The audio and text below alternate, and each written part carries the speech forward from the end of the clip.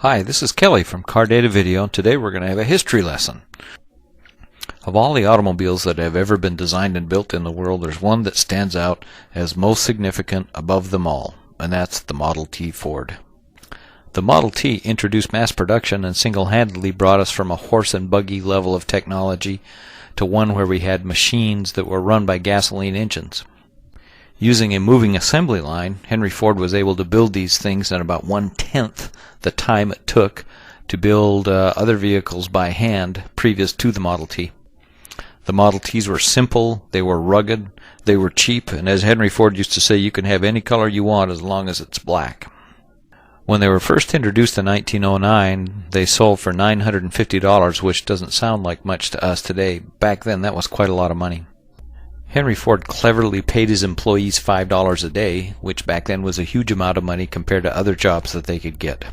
He also reduced their workday from 9 to 8 hours, but again, by doing that, he could have 3 production shifts working and hence build cars around the clock.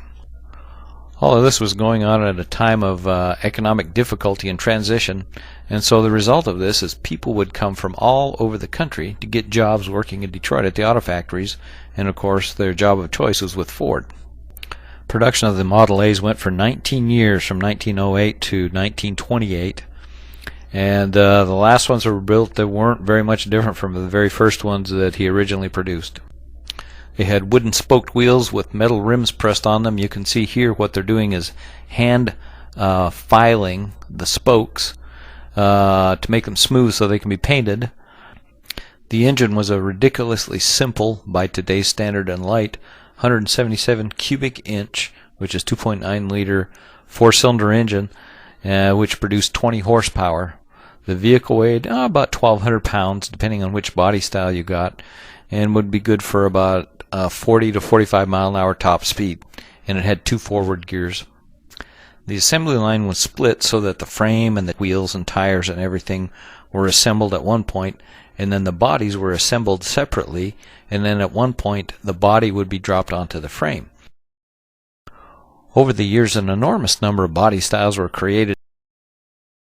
You had a touring car, a roadster pickup, a ton truck, a closed cab ton truck, a coupe, a 2-door, a 4-door, a center door, a station wagon, and a convertible.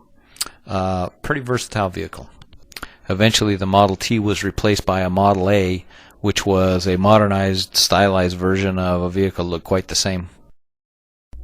Highland Park was the first modern assembly plant, and it's where the Model Ts were produced. And just like today, when they're done being assembled, they're driven off the assembly line. But look at these vehicles as they come out. Look at all the different body styles, many of which we read, and these are all just different versions of Model Ts.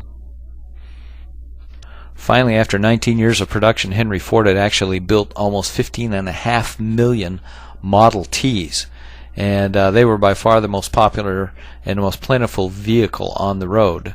And here you can see the assembly of the 15 millionth, which is a 4-door convertible model, and as you can see, they've added some paint colors other than just black, and that actually is Henry Ford there driving off the assembly line and driving in that 15 millionth Model T Ford. This particular one hadn't gone through final assembly quality control. You can see how Henry had to give a little nudge there to get it shut properly. To start a Model T, you had to hand crank it, but because the engine wasn't very big and it was low compression, all it would take was about a half a turn and it would fire right up. Back then, riding in a car was an occasion. It was a big excursion. It was fun. Just the ride itself was quite entertaining. Keep in mind that going somewhere in a car was probably 10 times faster than going by horse or buggy, which is what they were accustomed to before. Back then, cities were just developing, and most of the roads were terrible, especially the country roads. And so the Model T had to be built in such a way where it could handle anything, all the way from no road to city roads, and it actually did a very good job of that. Most of the country roads were mud roads or dirt roads, and in the city there was no snow plows. If it flooded, you had to ford it, and so you just had to deal with all the stuff, and the Model T was miraculous at being able to handle almost any road condition you could imagine. So here you've got the original Ford Model T, the great-great-great-grandparent of most every car you see on the road today. This is Kelly from Car Data Video.